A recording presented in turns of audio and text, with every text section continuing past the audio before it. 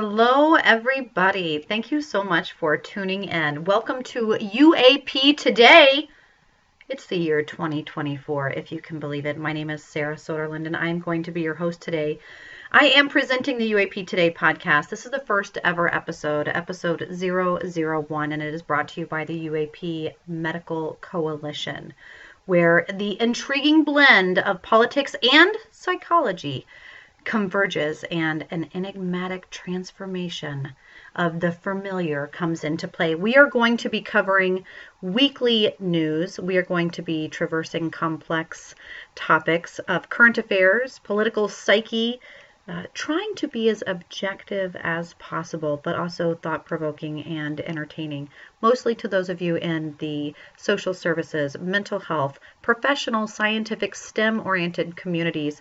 And we want to engage in depth with explanations of UAP, the mysteries, participate in insightful roundtable conversations, as well as hit on some of those disclosure policies and helping the general public and professionals stay aware of weekly news highlights that are all proudly sponsored by the UAP Medical Coalition as we embark on this intellectual journey with you and unravel the mysteries that we navigate the unexplored realms. Gosh, I want to break into a Star Trek moment there, really.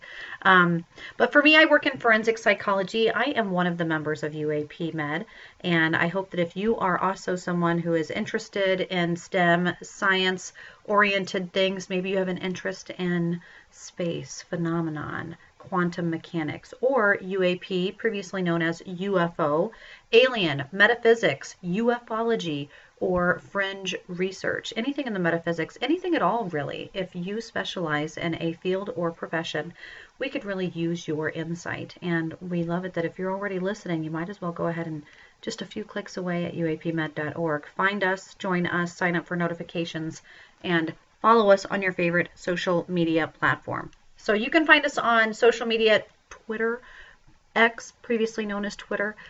You will also see we have an active Discord. Our website has articles, research links, as well as an about section for our staff. You can see who else are members there, many of which who have worked in government organizations, agencies all around the world on some pretty cool scientific explorations, studies, and research programs. So I'm happy that you, whoever you are, let us know who you are joining us today. This is our first episode, again, as I had mentioned, of UAP Today, and we're going to just delve right in there. What are we going to do? Well, we've got to address the news. I know, right? We've got to address some of the two big top. It used to just be UFO news, but it's actually news across the board these days, and it's going to just slowly be overshadowed, as maybe it should be, by the upcoming campaign as well as politics and world war issues. So with those two aside, also looming COVID pandemic realms of medical awareness, put that to the side. They will be mentioned though.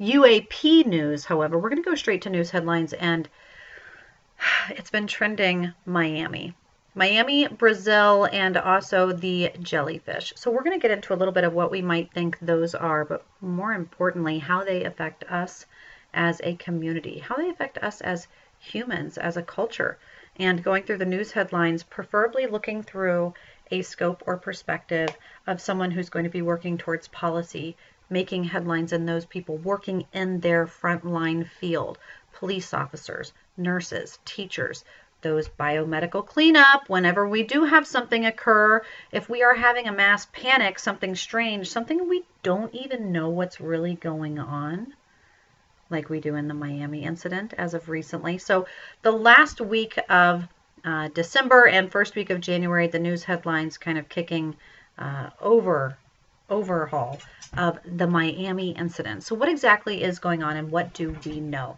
Well, that, of course, I would recommend you getting your own sources and doing your own research. But what we can say is that police were dispatched to what was said to be children playing with sticks and fireworks at the local mall. No big deal. Well, some of the big deals is when airlines get shut down, which we saw happening, people not being able to commute in or out of the mall area, complete shutdown, lockdown. What? of shoppers coming in and out, running mass hysteria. Cell phones not working, maybe, maybe not. EMF pumps, maybe, maybe not. We aren't quite sure what the first responders had in store or in plan or what they were doing. What we do know is the two big headlines read is that the dispatch that was leaked out to the public by maybe local street racers or whomever got access to that police dispatch said the police were referring to creatures. And so the PR had to work backwards from that word specifically. And entity, anomalous, human, these are all very relevant words, very important language in the legal community as we navigate certain policies in and around AI, birth control, genetic, synthesized fetal cells and their usage. All of these things matter to what we are calling human, non-human, interdimensional, an entity or a creature, and things that might be a drone or a robot, trying to determine if it has intention, if it has a consciousness, if the person manning that robot behind the operations is going to be held responsible for said robot and anything that it might do indirectly or directly. These are all things that are in and around our current politics today. And in the Miami incident, we aren't quite sure what's going on, but we do know that more than 60 police vehicles and dispatch were sent to the area. That's quite a lot of emergency vehicles and emergency response to something that seems to be minimal, or at least from what is reported. So you have a gross use of, maybe poor use of, community resources for emergency contact, for police. You have maybe even a halt on the line there. We aren't quite sure what dispatch is doing when it's a creature or an alien or something we can't explain. Then you have the general lack of transparency and overall skepticism and distrust that the community has already of its law enforcement. The last decade, social services has taken a huge hit, and communities I know from being in Minnesota, also originally being from Missouri, we've had quite a few community incidences that have taken social services to a depleted space, needing funding, needing support, and there's little to no community engagement or trust. Very little rapport at all, which makes doing the job very difficult. So now we don't even know what's going on. And we can't necessarily trust that our police or our first responders are able to even share that information. There's not a good way of doing any of it. And the big mess at Miami, as many of us are referring to it now in hindsight, we aren't even sure what happened. We just know that a huge blow up of TikTok and social media attention grabbers, seekers, maybe victims, which leads us to a whole nother issue and reason for UAP MED's existence, which is that for those people who do experience something traumatic, what if they are seeing something coming out of a portal? What if you are experiencing 8 to 10 foot black, tall, robotic, interdimensional, opaque creatures coming at you, and it doesn't matter if we shoot at them? Because those were similar to some of the first eyewitness testimonies that you'll see on TikTok if you follow that hashtag. And we aren't quite sure what we're seeing, what we're experiencing, what was shot at, why that many police were deployed, why black helicopters were buzzing around, and why only just after a few short time, maybe a week and a half, you're not seeing much at all. There's a reason for that. And we need to know, maybe understand, hopefully utilize and learn those lessons for why that's happening. So I'm sure as we hit the news headlines on our top story segment that we will get to maybe even a follow-up of the Miami case as we see what's trending today specifically. But I know for those of you following us online on X, on Facebook, that you were very interested in what is it that we thought happened, or what should we discuss about the Miami incident. And I think some of the things that's really important to mention is that for those people who may have been traumatized, victimized, or even exposed to a UAP, meaning it could be something as a drone with poor intentions, it could be a weaponized robotic something, it could be a advertisement attraction from Disney and their newest attraction coming up, which is said to have kind of an encounters alien type theme. It could be a marketing ploy. It could be propaganda. It could be a false flag. We don't know. We, the people, don't know. And when you don't know, you don't always know how to best respond.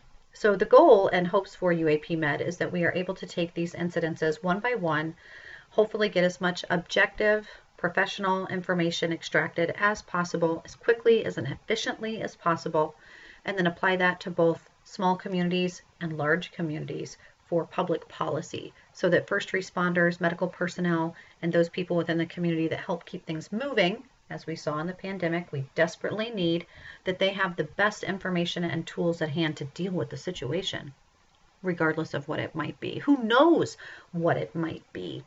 So if it is in fact some crazy interdimensional species, what does our government already know that they might be able to help us?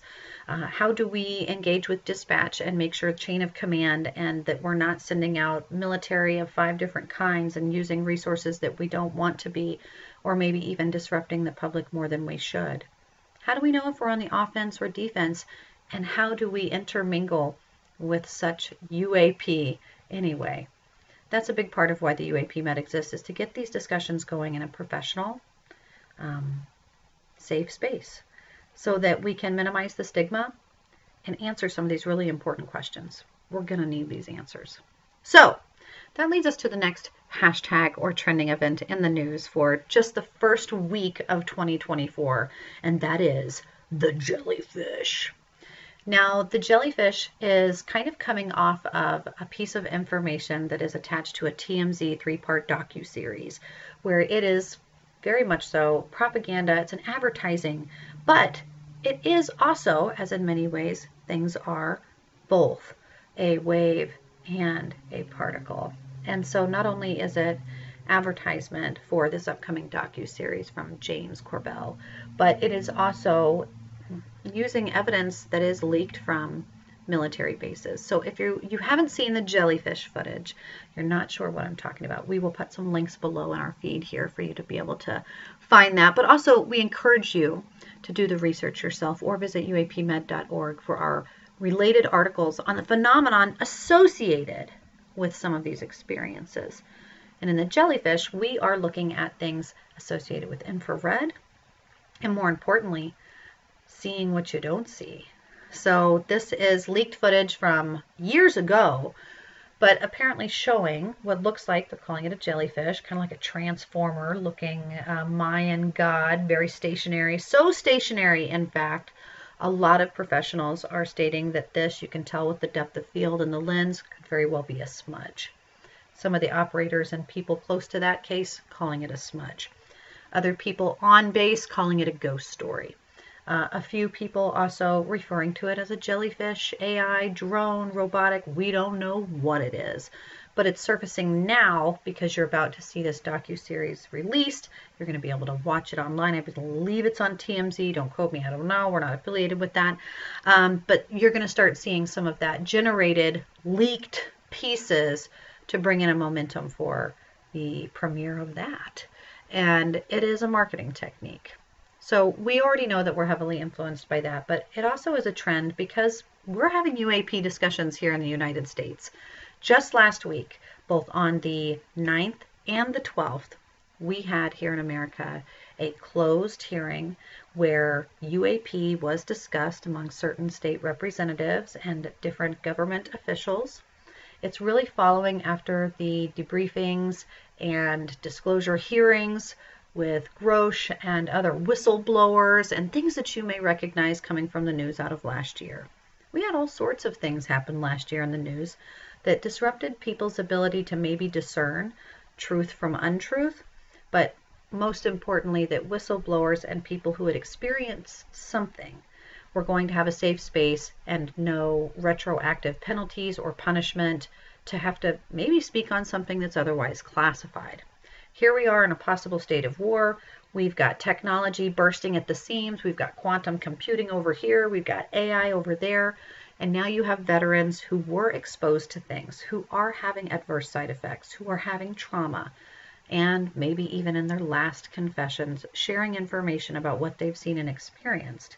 And that's leading even younger soldiers and experiencers to share their stories.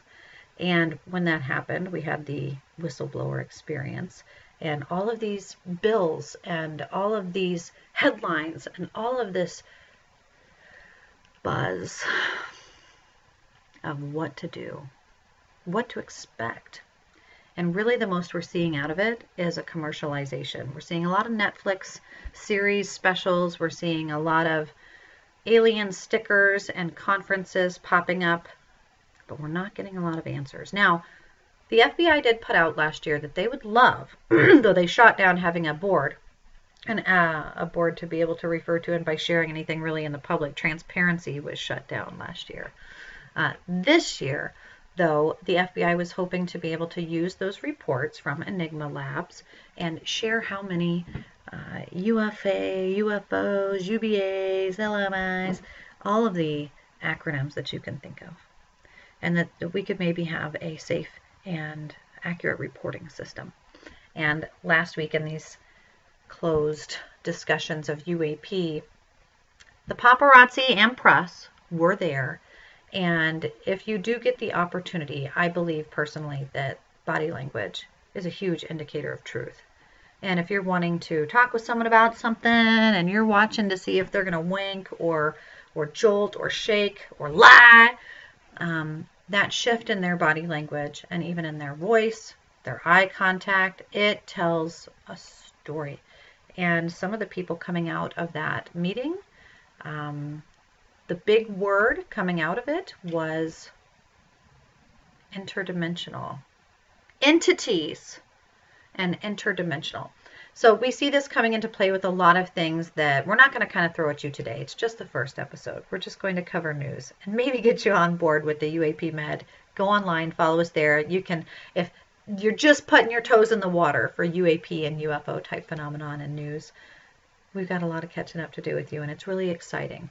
And so we want to kind of dip in slow. But if you're someone who's been doing this your whole life, man, you've been interested in this stuff from the very beginning, you're a MUFON member, you know Opus, you know all those things, then hopefully you're able to follow along as we drop a few hints, hashtags, and encouragements for you to join us online and share in your expertise, even share your testimonial. UAP Med has a YouTube channel, and a lot of our YouTube channel is interviews and testimonials from experiencers, not just people that you might know from their very famous books or their experience working and writing about it, coming out of stigma, using it to their benefit, because how else can you use trauma, right?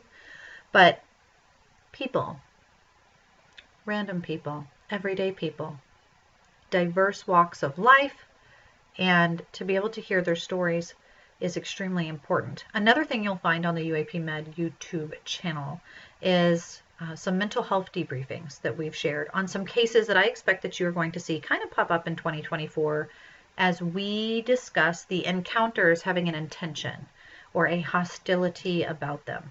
When you talk about going into war or weaponizing things, or in politics, how to react, whether it's going to be passive or whether we're going to be preventative, some of those things may not be of choice or option depending on where we find ourselves soon.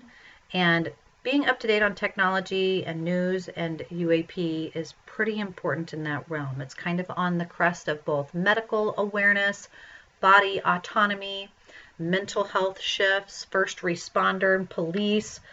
A lot of this is influential to really everybody. So hopefully you, me, and 3 people that we know can all be able to tune into this week, every week's podcast, as we bring you new faces and interviews about the stuff. And that you will go on there and see our medical debriefings, that you'll watch those. Maybe you're having a late night struggle to get to sleep and some time to fill. Download those free podcasts, download those episodes, and listen to some of them. They're really interesting. You'll notice some patterns. You will start to see some similar language. Some of the things that we know, if you've worked in this field for a while, are patterns of concern for adverse side effects. And in the case that we did recently with very professional researchers having some hostility, it seems, in their interaction, and then having some physiological responses that no one wants to wake up and have lumps under their armpits and on their, pretty scary stuff. So whether it's things following you home and haunting you or things showing up in your sleep, very mental health related, physiologically related, it could even be electrical related. But we swoop back around to why the jellyfish is relevant. The jellyfish is a really interesting news article because, yes, it integrates all of these marketing things. Yes, it integrates timing and politics and how it influences us all and how different perspectives see things. But the case that we did the mental health briefing on, it highlights that not all of these UAPs are seen with the naked eye. It's not something that you're going to be able to get out your laser pointer pen and go to some conference and have seashells on the seashore and everybody sings Kumbaya and that you vector in some moment. Now, could very well be that way. But a lot of the experiences, reports coming in through MUFON, reports coming in through Opus, reports coming in through places internationally, people coming in through military and their reporting, which, by the way, a lot of our directors and board members have extensive experience in that reporting space and is a big part of what UAP MED does, is helping that assessment and reporting process. Okay. UAP MED has noticed this needs to be better formulated, needs to be applicable to the everyday person. And that even these very professional people experiencing this phenomenon, it's like, what? We need to have a follow-up. We need to be able to have some answers for people who are in need, and preferably to avoid liability. So to have code of conduct and care. If you're a provider, some of those buzzwords, you're going to be like, oh man, yeah, you can already start to see how it takes effect. But a lot of what we do as first responders, even a lot of what we do as care providers, is based on scientific method. It's based on objective stuff. It needs to be reasonable and rational and replicatable. But some of these UAPs we can't see. Some of them you're out on the beach and you see a light or a flicker or something strange, or you feel something strange, or your equipment reads something strange, and all of a sudden you notice. And when you notice, it notices. It's like the observer effect. And maybe you have interactions, maybe you don't. Maybe you've got cocktails there with you, maybe you don't. Maybe you're in a good state of mind, maybe you're not. And suddenly things go hostile, or things get uncertain, or you're just not sure. It's very scary when you can't see your enemy. I think a lot of horror writers out there leave an ambiguous type creature partially in the shadows so that our human imagination, some of the darkest places of all, can fill in the gaps. So in this case, we have things that, whether it's advanced technology of this world or not, a smudge, we're not sure. We don't know. Dang, we better know. Because that thing is floating around smoothly. It goes into the water for like 17 minutes and then bloops out at a 45-degree angle and shoots out of that thing with like magical propulsion. It doesn't look like anything that we have as far as technology goes. Even though NASA is unleashing new jets, we're seeing new things all the time. We're not seeing things like this. In fact, we're not seeing these at all, because what you're seeing, this footage is reportedly IR. You're seeing it go in and out of certain spaces, and even it has its own little thermal recognition. You've got it's got all of its identifiers on there. And of course, here in the future, as we have evidence, you guys, I am not a military evidence inspector expert. I'm in forensic psychology. So I work with people more in that realm. But in talking with people who provided some of this footage, and talking with people who've seen this footage and who'd seen the footage firsthand and had the opportunity to research it a little bit, some of the stuff isn't entirely clear. And what's really exciting is that I guess we're still here to speculate as a community, as a nation, but knowing that this is able to float, hover, and move around a military base. A military base?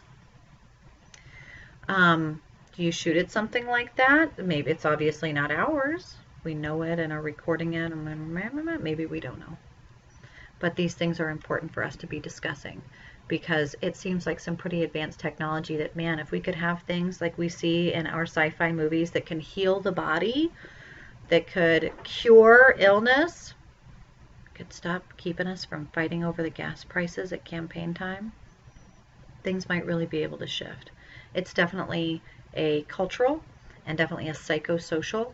It's definitely economic. The UAP headlines, topics, all of it really, it's heavily integrated into what the human experience is. So for those of you interested in joining UAP Med, I'll say it again. I'll say it 500 times by the time this podcast is over, I bet. Please go check us out at uapmed.org and see where you can help. We need people all the time. We've got legal writers, we've got health writers, we've got students, we've got professors, we've got researchers and scientists, we've got men and women. But we still need more. So we don't have you. If you're not in it yet, you need to be, and we would love to hear your story and how your passion and interest can help people who are UAP experiencers, whether they're military pilots that saw something that really changed their belief, or whether they're just someone in state politics who's really wanting to learn more because they know that their job is going to be talking about it and they don't know what the heck they're talking about. I do believe that everyone is on some part of that spectrum, and we're all here to just educate. So community outreach is another big thing for the UAP Med. And what we're going to do with that now is kind of just talk through here in these last 20 minutes the top stories and news headlines, so that maybe we can see what is going on, but also, like, why does this even matter?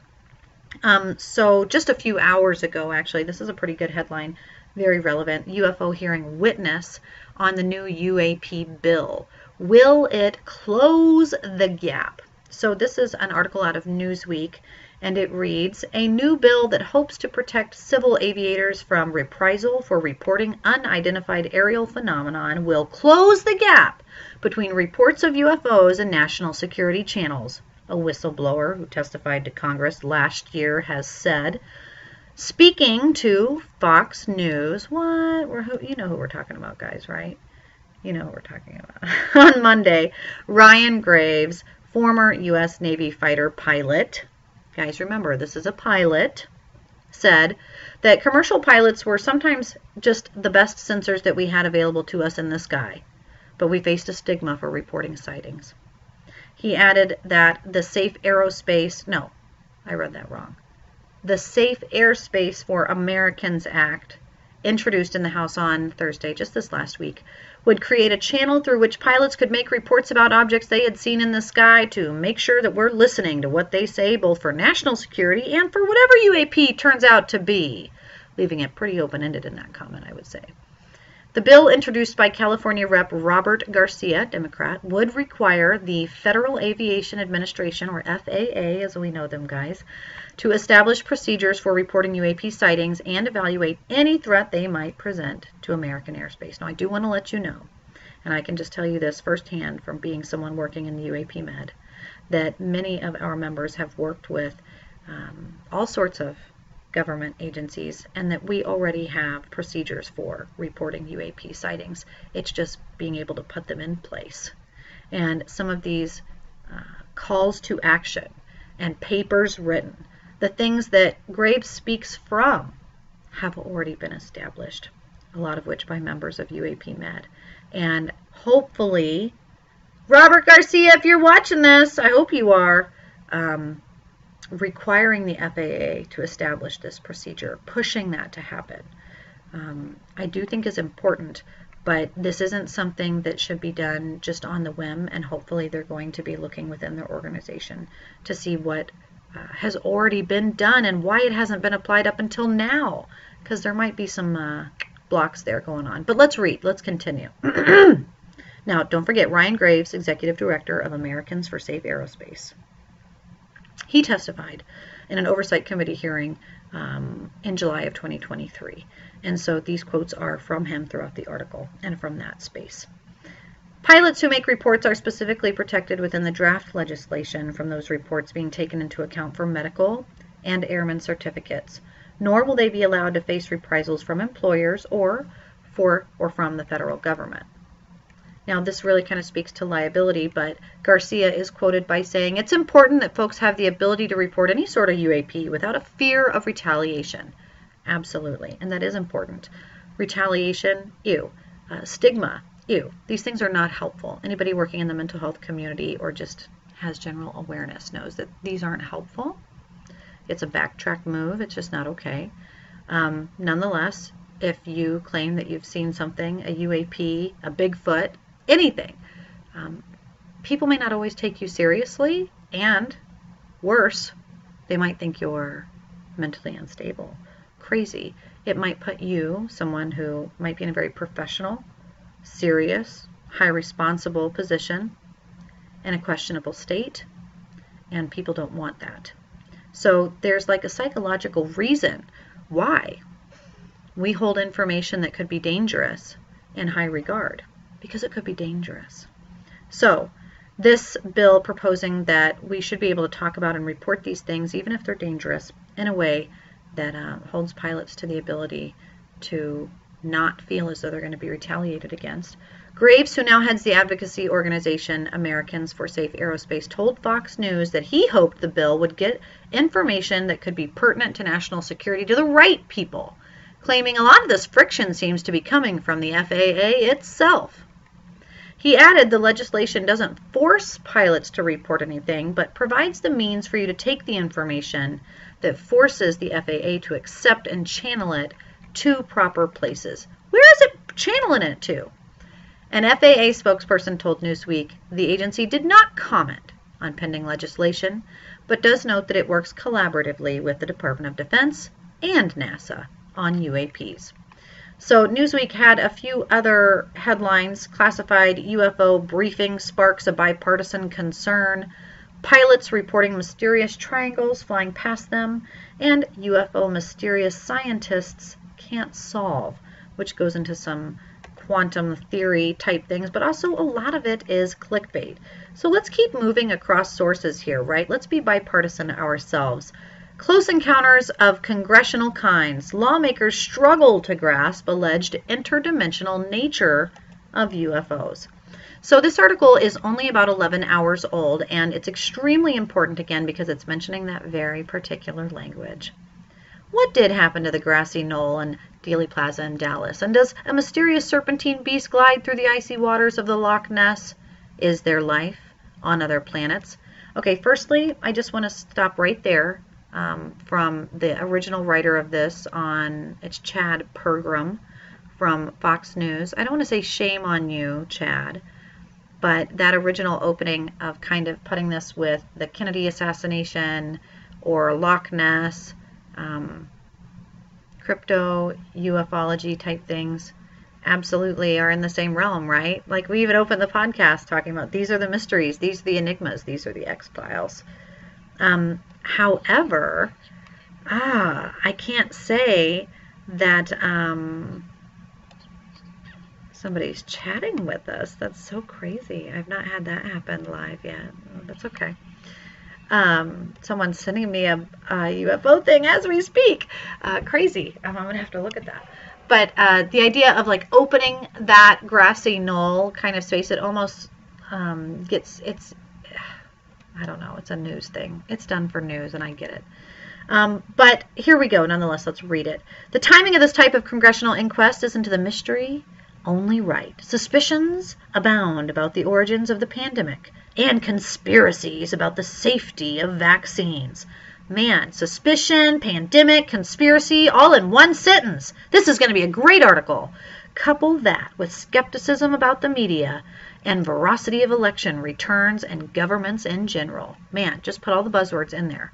It's not a stretch for people and now lawmakers to seek more answers about unidentified aerial phenomenon. Are we alone in the universe? If not, some in Congress believe that they've been left in the dark. A cohort of lawmakers suspect there is a mountaining information in the government agencies and the military aren't playing straight with Capitol Hill. And if the truth is out there, they're not getting it.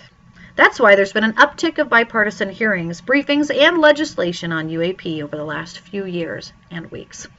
Even Senate Majority Leader Chuck Schumer from New York tried to wedge more transparency about UFO files into the annual defense policy bill just this last year, but Schumer's efforts fell short. Whatever people are seeing could be something from the great beyond, but there appears to be a discomfort with federal officials divulging into lawmakers what they know. Hence the disappointment from Schumer and, frankly, evidence that different silos of the federal government might not even know exactly what other feds have. Moskowitz, this past week in his hearings, shared that beyond what Rush and Graves had shared, that new opinions and non-human remains and hearings all over the world, one of my favorites is Luna, interdimensional, mentioning the specifics of the nature on UFOs and where we should be focusing. But of course, everyone running around trying to pin a tail on the alien, and it's not working. So Fox News, the article cuts short and you start kind of being buzzed into a bunch of spam before you can read on. So unfortunately, I know that they're trying to just use a bunch of buzzwords, and that's what you're going to get a lot of, I fear, in the media, is people trying to trigger fear, use suspicion, and all of those things that we're interested in them because they are a big part and huge influence on the human experience. So I want to now cut to an article by, let's see who this is written by, if I can't find who it is, Dr. Stu Clark. Dr. Stuart Clark. Not sure where Dr. Stuart Clark is from, but he writes the article as follows. The continuing lack of transparency about UFOs in the U.S. is causing concern not only about the existence of aliens, but about the psychological fallout of uncovering conspiracy. If you thought that we were about to finally get to the truth of UFOs, think again. At the end of 2023, a U.S. government bill, this one we were just talking about, would have mandated and controlled release of all classified documents and artifacts relating to UFOs, but was significantly watered down at the last minute so that it would even not get through Congress. Interest in unidentified aerial phenomenon, the new term for UFOs, UAP, reignited in June of 2023 when ex-U.S. intelligence agency whistleblower David Grush told the Debrief website that during his official duties, he had discovered the U.S. had indeed been retrieving spacecraft of non-human origin for decades. The claims led to a congressional hearing in which Grush and others described what they had been gleaned of in super-secret projects or seen with their own eyes during military service. Their testimonies resulted in the new Unidentified Aerial Phenomena Disclosure Act, or authored by bipartisan groups of 5 elected representatives, led by Democrat majority Chuck Schumer and Republican Mike Rounds. While it's easy to focus on the extraordinary nature of the subject, or the credibility of those witnessing UAPs, the prospect of alien spacecraft raises very serious issues that go way beyond whether we're alone in the universe. Lots of scientific work is underway not only to look for signs of extraterrestrial life, but more recently to ask what it would even mean psychologically for us if aliens really did exist, and potentially worse, if authorities have been lying to us about what they know. When it comes to governments, the primary issue is trust. As Republican Congressman Glenn Grothman of Wisconsin explained in his opening remarks on July 26th, the lack of government transparency regarding UAPs has fueled wild speculation and debate for decades. It erodes public trust in the very institutions that are meant to serve and protect them. The Disclosure Act was meant to restore public trust and assure Congress that secret projects aren't taking place beyond its oversight. The legislation was modeled on the President John F. Kennedy's Assassination Records Collection Act of 1992. Frustrated with the growing public perception that agents of the United States government had conspired with military to assassinate our very own president, a belief that found its way into the mainstream through Oliver Stone's '91 movie JFK, the act established a national archive of all these records relating to assassination and declassified the vast majority of them. The process was overseen by an independent body. The original text of the UAP Disclosure Act was similar in that it proposed the creation of a national archive that would be overseen by an independent panel of 9 United States citizens, and their job was to decide, free of military, political, or corporate influence, when and how to disclose information from this archive. The act would have empowered the panel to hold more hearings, with witnesses afforded immunity from prosecution. It also proposed that the federal government should exercise eminent domain over any and all recorded technologies of unknown origin and of biological evidence of non-human intelligence that might be controlled by private persons or entities in the interest of the public good. That right there, guys, is a really important chunk of this article, because eminent domain, especially right now out of some of the bills you see in New Hampshire, the EMF bill, if you Google some of those in your state, you might have one that is really pushing on eminent domain over any and all technologies, biological, non-human intelligence that could be controlled by private persons or entities in the interest of the public good. You can almost cut through that paragraph and redact a few words and see what that bill about EMF is proposing for eminent domain. Eminent domain is, of course, seizing property, private property. So, in other words, the United States government could commandeer. What? We remember Captain Jack Sparrow, commandeer. The United States government could commandeer any supposed artifact held by a private citizen or company that was then under the duty to disclose to them to the public. And in parallel, the act would call for the Secretary of State to contact any foreign government that might hold materials relevant to unidentified anomalous phenomenon, technologies of unknown origin, or those non-human intelligence things, and to seek disclosure for such materials. So this kind of protect and serve, in short, would finally have revealed facts about UAPs. But most of the stipulations have now been struck out, and 2023 ended, and all that remains of the archive is that it will not be administered by an independent body. Following the vote, Schumer described the archive as a major win for the government transparency, but then goes on to say it was an outrage that the proposed review board was not adopted. Now it means that the declassification of UAP records will be largely up to the same entities that have been blocking them and redacting them and obfuscating their disclosure for decades. Anyway, speaking to News Nation on the 12th of December, Grush was unequivocal, calling the changes the greatest legislative failure in American history. And now here we are, January 2024, 2 weeks in. We've got jellyfish over here, Miami over there, aliens in Brazil over there, and drones. We don't know. Weather balloons. We don't know. Eminent domain. Well, not only has the act done little to improve transparency, it's already driving the suspicion that the United States government really does probably have something to hide. And if that's the case, there's no substance from the UFO, UAP issue beyond misperception, paranoia, delusion, hallucination, gullibility, and disinformation, then the government, the military, and academic organizations that need to openly and transparently look over every alleged rock on this topic and are not.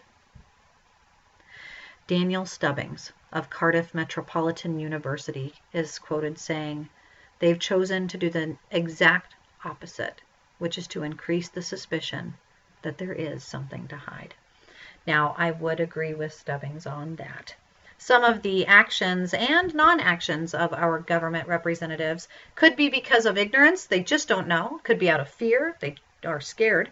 But people have been seeing unexplainable things in the sky for millennia.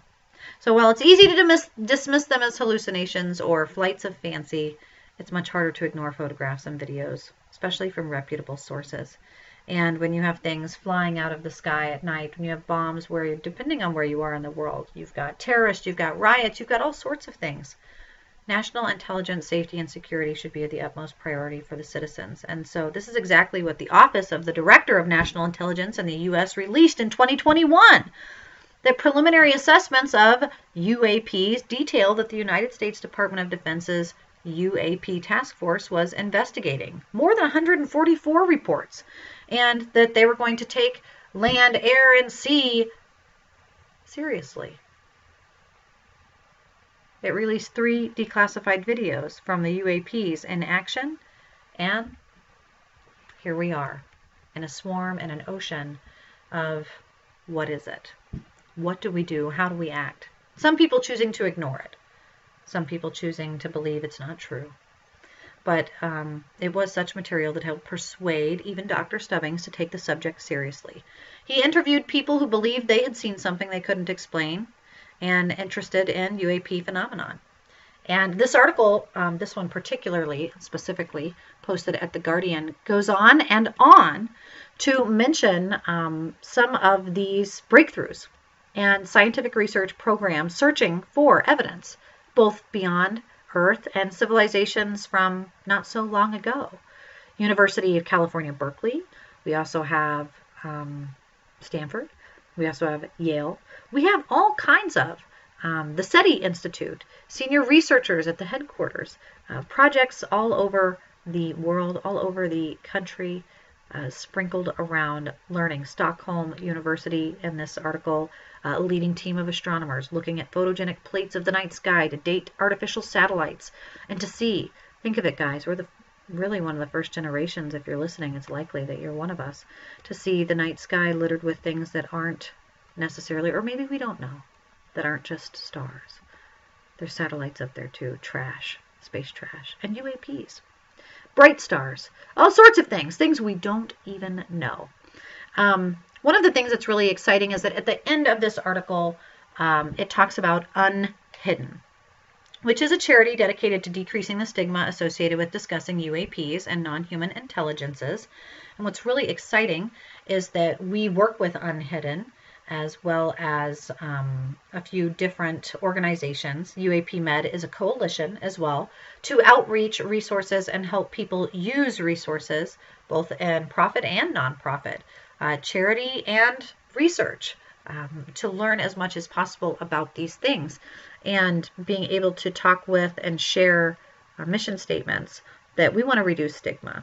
We want to increase the ability to have transparent discussions, and we want to remove potentially dangerous acts on our own behalf as first responders or just people living in the world.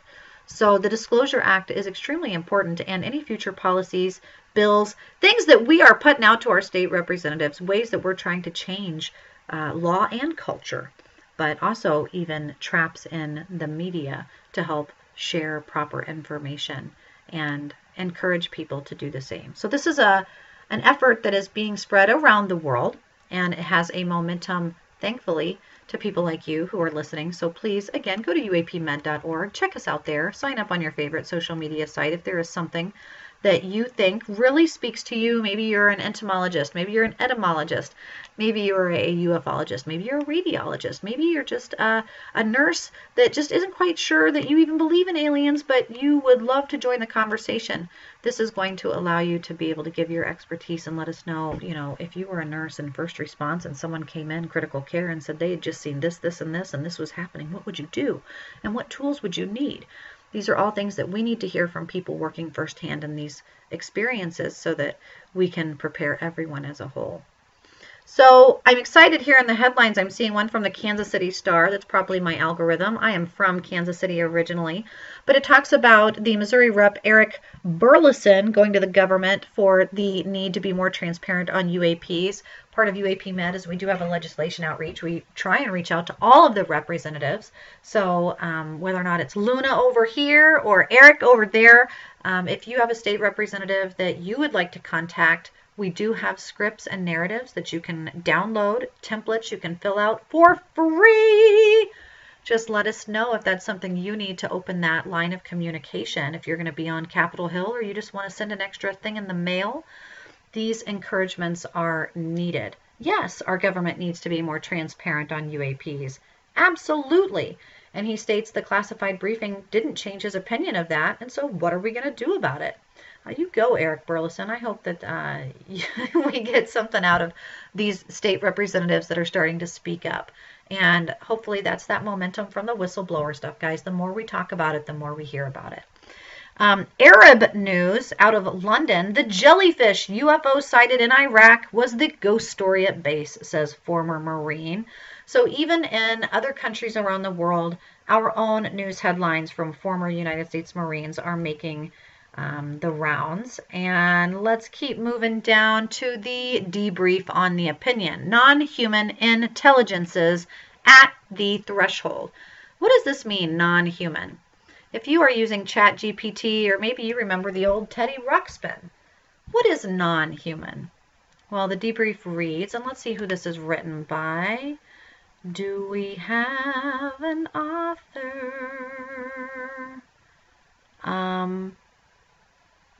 Debrief, if you're watching me do this review, just so you know, it's really hard to see who writes any of your articles. And that might even be, oh no, there it is. Jacques Vallée. Vallée? I hope I'm saying that right. Jacques Vallée. This is just this morning. In the turmoil of the world news this week, it isn't hard to find occasions to worry. Yet, two novel subjects have also become prominent, each raising alarms for the high-tech laboratories of Silicon Valley to the halls of Congress. And they relate to the potential of AI to make humans obsolete, and to the global threat implied by the mysterious UFO, even when reframed as the less intimidating UAP, as the Pentagon persists to prefer.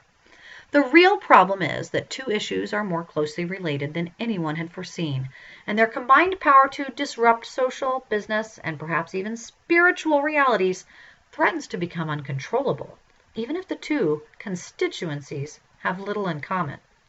The AI conundrum is surprisingly simple to describe. Under cover of anonymity, anonymity, late last year, senior staffers of OpenAI, California nonprofit startup with a for-profit sub, warned that their company's approach to AI, artificial generative intelligence, AGI, was about to unleash systems surpassing humans in most economically valuable tasks. There was a mysterious project called Q. Still, the whistleblowers did not reveal themselves, and no details were given ahead of the CEO, Sam Altman's return last month. And there was a huge thing with that, guys. Go onto the Sam Altman wormhole and you'll see what is going on in the AI community. Well, these developments were stirring things up for the AI company. Microsoft invests its own competitors, a similar drama taking place in Washington. A proposed amendment to the massive defense appropriation bill, eagerly awaiting by the public and vocal proportions of the scientific world, is being shot down, or at least deeply wounded, at the Senate, buried by concepts at UFO disclosures for a few more years. Powerful forces in the Republican Party had intervened late in the game to amend, minimize, and eliminate the language introduced by Senator Schumer. Among other controversial provisions, it would have demanded the confiscation of alleged alien materials or crafts, which almost a dozen had reportedly been captured by special units of the Pentagon. In recent years, such crafts had played hide-and-seek with our best fighter aircrafts from the Pacific Fleet. However, there was much longer history, even largely classified, of scientific work to elucidate their origin and nature. Here, too, most of the whistleblowers remained safely hidden. As with Q, full acknowledgement of the reality and potential of exotic technology is thought to threaten humanity. This suggests the need for a historic transition to prepare ourselves to coexist in a complex future where we humans might become redundant and unable to manage the planet or even our own survival. Like artificial intelligence, the UAP issue has emerged into our world without any easily comparable historical precedent. The two issues of concern are that, one, the imminence of AI and the evidence of UAP, the interest separately and together.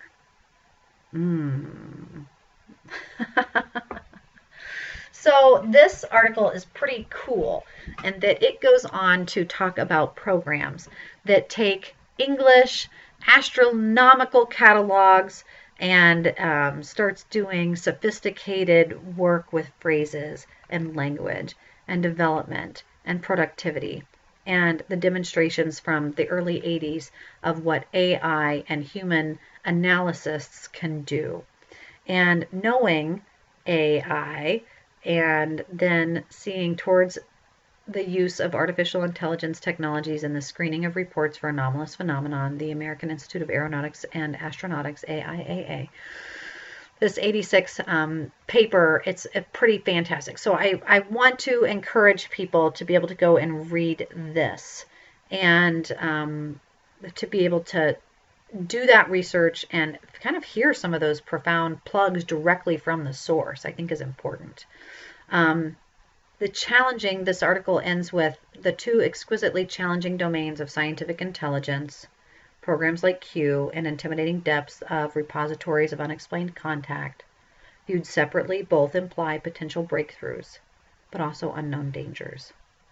Viewed together, they could paint a vast design of a future where science opens new forms of exploration, more anchored in reality and data, and rewarding in richness with discovery, but both with non-human intelligences augmenting our own reality at the same time.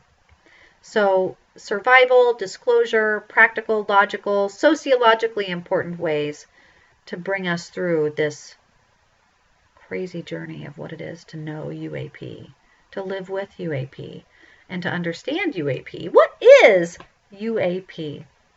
Now, if you join us on X and you join the hashtag UAP Today, you are going to see a range of news articles, from bizarre videos of a UFO taken by flight attendants over Europe recently to videos showing mysterious black glass UFOs floating over airfields. You're going to see co-founders of AP, GPU, Interchange, Starlink, all of those organizations, researchers, all the things online in our hashtag. But you can also follow us at uapmed.org. Find your favorite link. Find where you like to hang out online and join us there. It's free. We also do have a Patreon. If you'd like to buy us a cup of coffee, all the donations go to helping support our research and our endeavors to continue to address bills. Right now, working on HB 1700 out of New Hampshire, is also working on health and safety for aviation and reporting, and actually putting some of those things into application, because we know, and all of our continued efforts through the media push, that we know that there's a need for transparency and application. And that's what UAP Med is here for. So you guys, I hope that you will stay in touch. Some of our next and future episodes are going to include interviews with police, first responders, and major names within the community of those who protect and serve. We are going to also be having a roundtable with people internationally to talk about UAP as it relates to them and where they live, and how they and their nation is dealing with it. And we'd love to have you join those chats. So again, join us at uapmed.org so you can be up to date on all the news, that you can join our efforts. And if you want, send us a cup of coffee, donate there, and we would really appreciate your support. So share this if you can. If that's all you can do is just listen in every week and then share these links, we appreciate that too. Your support really does mean a lot. Again, my name is Sarah, and I am a member of the UAP Med, and this is UAP Today. So this is only just us discussing a few brief introduction into what UAP Med is and what just a week's worth of headlines might look like. I hope we got through a little bit of it, and that I was able to not convince you, right? But illustrate how important it is that we navigate this together, guys, because who in the world? It's not going to be Will Smith coming to save the day. It's going to be you and me. So let's get on track. Let's get on the same plane, and hopefully maybe even in the same dimension. But that you will join us online. You'll join us on YouTube, Discord, wherever you're at now is fine too. And that we'll see you here again next week on UAP Today.